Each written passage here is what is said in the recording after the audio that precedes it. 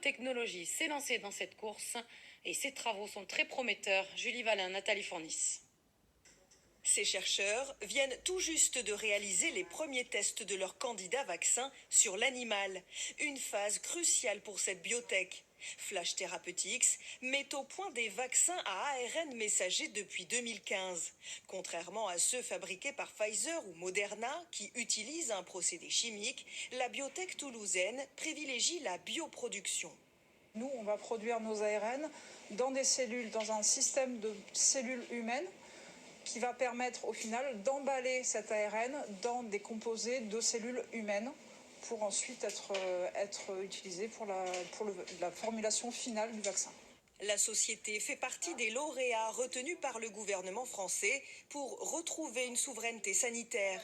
Elle va recevoir un financement d'1,5 million d'euros pour développer son programme.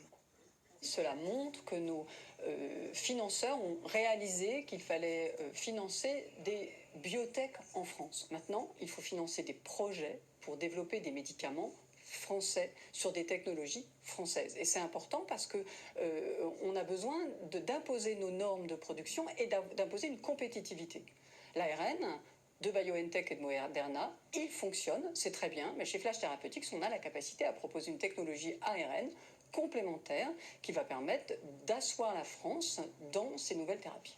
La fabrication clinique des lots sera lancée dans moins d'1 an, ce qui devrait permettre à Flash Therapeutics de proposer un vaccin contre le Covid-19 d'ici la fin 2022.